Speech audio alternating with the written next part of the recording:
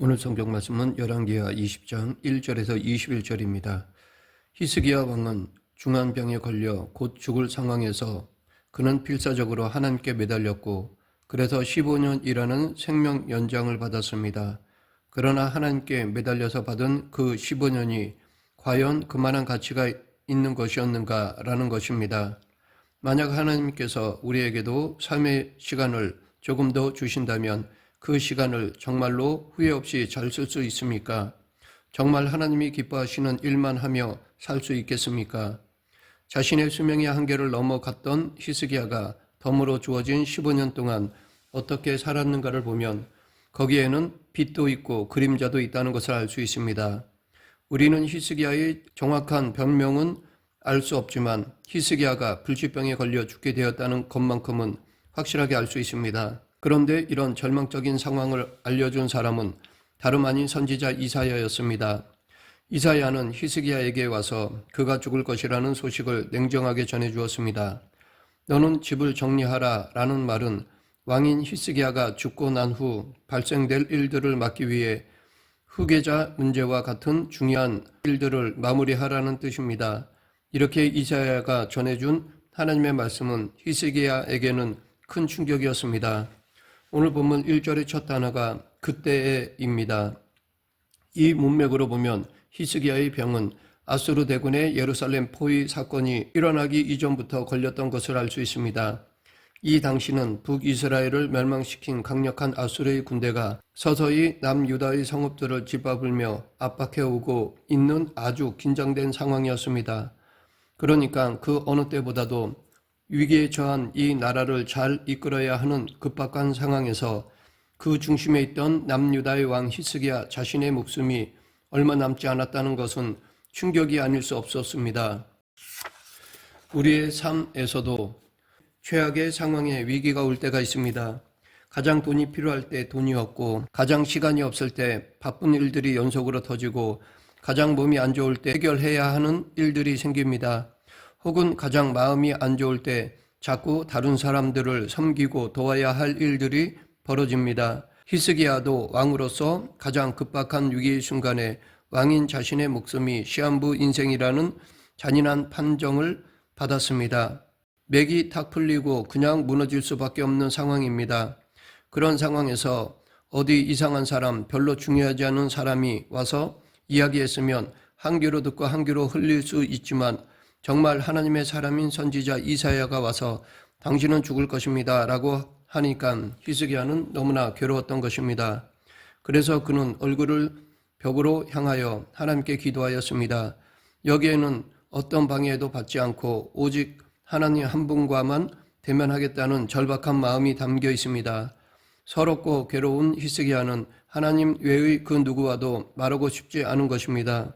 그런데 이때 히스기야의 기도 내용이 무엇입니까? 3절 여호와여 구하오니 내가 진실과 전심으로 주 앞에 행하며 주께서 보시기에 선하게 행한 것을 기억하옵소서 하고 히스기야가 심히 통곡하더라. 이렇게 기도하는 히스기야의 모습은 훌륭하다고 생각합니다. 그는 죽어야 하는 자신의 형편이 너무 억울하다고 하나님께 따지거나 원망한 것이 아닙니다. 그는 그저 자신이 하나님 앞에서 정직하게 행한 것을 기억해 주시기를 바랬을 뿐이었습니다. 실제로 유다의 13대 왕인 히스기야는 다윗 이후 여호사밧 다음으로 믿음이 좋은 왕이었습니다. 그는 여호사밧 이래로 가장 넓고 큰 영적 개혁을 실행하였습니다. 자기 아버지에 의해 폐쇄되었던 성전 문을 열었고 성전을 복구했고 예배를 회복하였습니다. 또 그때까지 지켜지지 않던 유월절을 다시 지키기 시작했고 우상 숭배의 근거지인 산당들을 파괴했습니다. 물론 히스기야는 지금 그 모든 선행들에 대한 보상 차원에서 자신의 생명을 연장시켜 달라고 하나님께 요구하는 것이 아닙니다. 다만 자신이 지금 하나님께서 세우신 왕으로서 하나님의 영광을 위해 최선을 다하는 삶을 살았다는 사실을 말씀드리면서 그토록 하나님의 뜻을 이루기 위해 애쓴 종에게 자비를 베풀어 달라고 겸손하게 부르짖는 것이었습니다. 사실 이런 기도는 아무나 할 수 있는 기도가 아닙니다. 이런 위기 상황에 이런 기도를 할 수 있다면 대단한 믿음의 사람입니다. 이런 기도는 평생 하나님의 말씀 중심으로 진실하게 살아온 사람만이 할 수 있는 기도입니다. 히스기야는 통곡하며 기도했는데 이것은 죽음에 대한 공포나 억울함 때문이 아닙니다. 아수르의 침공 앞에서 위기에 처한 나라와 백성들을 자기가 두고 죽어야 한다는 사실이 나라의 왕인 자신의 마음을 아프게 했기 때문입니다. 이사야서 38장을 보면 히스기야가 그때 하나님께 드렸던 애절한 기도가 나옵니다. 히스기야에게 죽을 것이라는 하나님의 말씀을 전하고 돌아가던 이사야 선지자의 마음도 편하지 않았을 것입니다. 그런데 이사야가 왕궁을 벗어나기도 전에 다시 하나님의 말씀이 그에게 임하였습니다. 그리고 이사야는 발걸음을 돌려 다시 히스기야에게 돌아와서 하나님의 말씀을 전했습니다. 본문 5절 6절 너는 돌아가서 내 백성의 주권자 히스기야에게 이르기를 왕의 조상 다윗의 하나님 여호와의 말씀이 내가 내 기도를 들었고 내 눈물을 보았노라. 내가 너를 낫게 하리니 내가 3일 만에 여호와의 성전에 올라가겠고 내가 내 날에 15년을 더할 것이며 내가 너와 이 성을 아수르 왕의 손에서 구원하고 내가 나를 위하여 또 내 종 다윗을 위함으로 이 성을 보호하리라 하셨더라. 여기서 하나님이 내가 내 기도를 들었고 내 눈물을 보았노라 라고 말씀하시는 것을 보면 히스기야가 얼마나 간절히 기도했는지 알 수 있습니다. 하나님은 그의 기도를 들으셔서 그의 생명을 15년 더 연장해 주셨고 히스기야가 마지막까지 걱정하던 아수르의 침공에도 지켜주실 것을 확인해 주셨습니다. 그러면 하나님이 히스기야를 왜 살려주신 것일까요? 그렇게 살려주신 것은 단순히 그가 간절히 기도했기 때문만이 아닙니다. 아수르로부터 유다를 지켜야 한다는 분명한 목적이 있었기 때문입니다. 히스기야는 바로 그것을 위해 눈물로 기도했고 또 응답을 받은 것입니다. 우리는 6절에서 하나님이 내가 나를 위하여 또 내 종 다윗을 위함으로 이 성을 보호하리라 라고 말씀하신 것을 보아도 히스기야를 살려주신 뜻을 알 수 있습니다. 히스기야의 기도에 응답하여 치유해 주신 것은 그가 여러 훌륭한 일들을 했기 때문이 아니라 하나님과 다윗과의 언약이 있었기 때문입니다. 즉 하나님 자신의 신실하심을 지키기 위해서라는 것입니다. 이사야는 히스기야의 병이 나을 것이라고 전하면서 처방까지 가르쳐 주었습니다. 한 뭉치의 무화과 반죽을 상처 부위에 붙이라고 하였습니다. 무화과 반죽이 고대 근동 지역에서 약품으로 사용된 것은 분명하지만 이 처방은 아주 평범한 것이었습니다. 그러기에 이것은 하나님의 치유의 기적을 확인시켜 주시는 하나의 절차에 불과한 것입니다. 다시 말해 하나님은 그냥 낫게 해 주실 수도 있는데 굳이 이렇게 무화과 반죽을 바르라고 하신 것은 그렇게 하심으로 히스기야로 하여금 치유를 느끼게 해 주시려는 배려인 것입니다.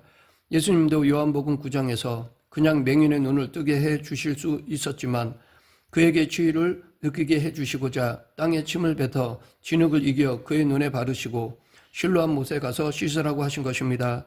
하나님의 사람 히스기야였지만 정작 자기가 이 병에서 낫는다는 사실을 믿기가 힘들었을 것입니다.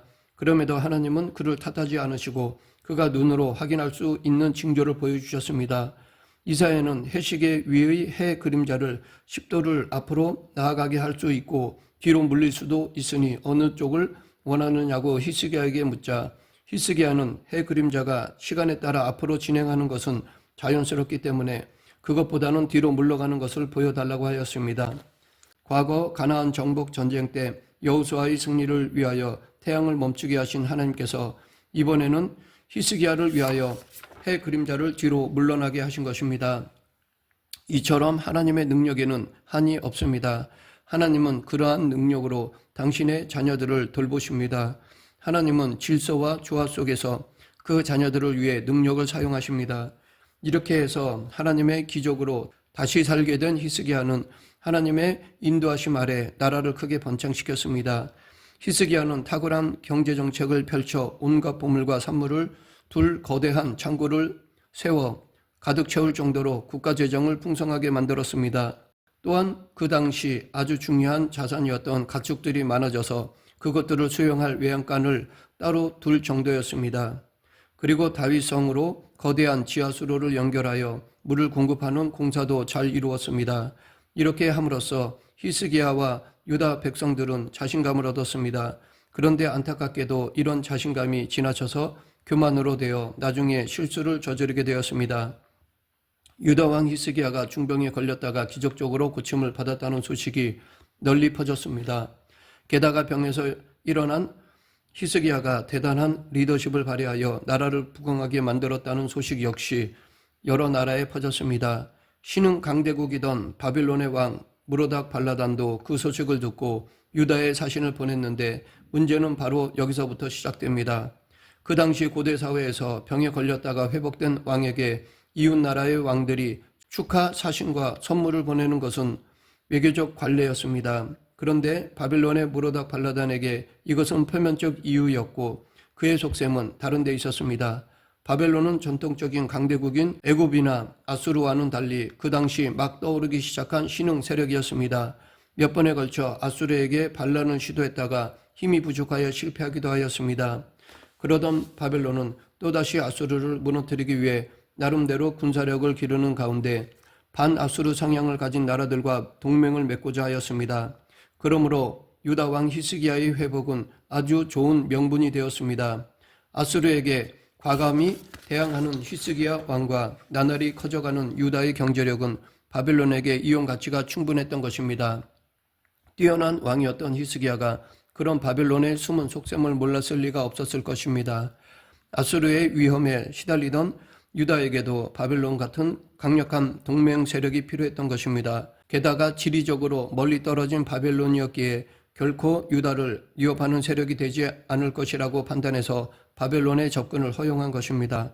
또한 히스기야가 바벨론 사신들에게 나라의 보물창고와 무기고를 열어서 다 보여준 이유는 그가 바보라서 또는 너무 흥분해서 즉흥적으로 그렇게 한 것이 아닙니다. 유다가 바벨론과 동맹을 맺게 된다면 우리도 이 정도 힘이 있고 가진 것이 많다라는 것을 과시하여 처음부터 상대방의 길을 꺾기 위한 의도였습니다. 그래서 다 보여주었는데 사실 그것이 나라의 핵심 기밀을 그대로 드러낸 어리석은 짓이었습니다. 성경은 이런 행동이 히스기야의 교만에서 비롯되었다고 말하고 있습니다. 바벨론 사절단은 분명히 그 나라가 이룬 기적을 물었습니다.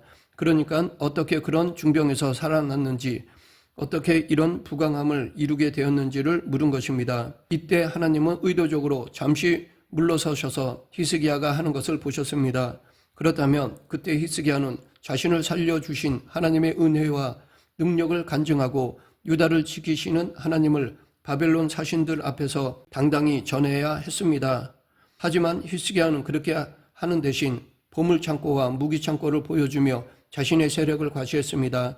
결국 이것은 바벨론 사절단 앞에서 자신이 하나님보다 세상의 보물과 무기들을 더 자랑스러워하고 신뢰한다는 것을 보여준 셈이 됩니다. 하나님의 종인 그가 다른 나라 왕들과 전혀 다를 것이 없음을 스스로 드러낸 것입니다. 그의 이러한 태도에 하나님은 진노하셨습니다. 그래서 하나님은 이사야 선지자를 통해 책망하셨는데 이때 이사야는 3가지 질문을 하였습니다. 그런데 이 질문은 답을 듣기 위한 것이 아니라 히스기야 스스로 자기가 행한 일을 깨닫게 하려는 목적이었던 것입니다. 첫째, 이 사람들이 무슨 말을 하였는가? 이 질문은 바벨론 사신들이 히스기야가 체험한 기적의 치유에 대해 물었을 텐데 왕은 하나님의 은혜에 감사하며 영광을 하나님께 돌리지 않고 자신의 세상적인 힘을 과시함으로써 하나님을 모욕했다는 질책입니다. 둘째, 어디서부터 왕에게 왔나이까? 이것도 몰라서 물은 것이 아니라 바벨론은 아수르와 다를 바 없는 사악하고 교활한 세력인데 그 실체를 아느냐고 질문한 것입니다. 그런데 히스기야는 단지 먼 지방 바벨론에서 왔다라고만 대답하였습니다. 나중에 알게 되듯이 거리와 상관없이 바벨론은 유다를 멸망시키러 쳐들어오게 됩니다. 셋째, 그들이 왕궁에서 무엇을 보았나이까? 이것은 아수르 못지않게 악한 바벨론에게 나라의 보물과 무기를 다 보여준 히스기야의 어리석고 경솔한 처사에 대한 책망이 담겨있는 질문입니다. 믿음의 사람도 교만해지면 순식간에 이런 어리석은 말과 행동을 할 수가 있습니다. 히스기야의 대답을 들은 이사야는 곧 하나님의 진노와 심판을 전하였습니다. 히스기야가 아수르를 대항하여 동맹으로 삼으려는 바로 그 바벨론에게 유다가 오히려 멸망을 당할 것이라는 것이었습니다. 히스기야가 자랑하며 과시했던 그 많은 보물은 남김없이 바벨론으로 옮겨질 것이며 히스기야의 아들들 중에는 바벨론의 포로로 잡혀가서 환관이 되는 자가 있을 정도로 비참하게 될 것이라는 것이었습니다. 이 하나님의 심판에 대해 히스기야는 겸손히 받아들였습니다. 이것에 대해 역대하 32장 26절에서는 히스기야가 마음의 교만함을 뉘우치고 예루살렘 주민들도 그와 같이 하였으므로 여호와의 진노가 히스기야의 생전에는 그들에게 내리지 아니하니라 라고 말하고 있습니다. 히스기야는 그나마 영적으로 깨어있는 사람이었기 때문에 즉시 자신의 교만함을 뉘우치고 회개하였습니다. 그래서 하나님은 무서운 심판이 히스기야 생전에는 내리지 않게 하셨습니다. 하나님께서 심판을 미루어 주신 것입니다. 그런데 덤으로 받은 15년 동안에 일어난 중요한 사건 중 하나가 아들 므낫세의 출생입니다. 히스기야가 죽고 므낫세가 왕위에 올랐을 때가 12세였으니까 그가 불치병의 치유를 받은 3년 뒤, 즉 42세에 낳은 아들이었습니다. 죽을 병에서 나음을 받은 다음에 얻은 아들이었고 그것도 42세의 늦은 나이에 얻은 아들이니 아마도 므낫세를 애지중지했을 것입니다. 그런데 바로 이 므낫세가 유다 역사상 가장 악한 왕이 됩니다. 므낫세는 무려 55년 동안이나 나라를 다스리면서 아버지가 정리했던 우상 신당들을 다시 세우고 백성들로 하여금 적극적으로 우상 숭배를 하게 만드는 악행을 일삼았습니다. 결국 므낫세의 악행은 나라를 멸망으로 이끄는 결정적인 원인이 되었습니다. 말씀을 맺겠습니다. 히스기야가 덤으로 받은 15년의 인생은 우리에게 많은 것을 생각하게 해줍니다.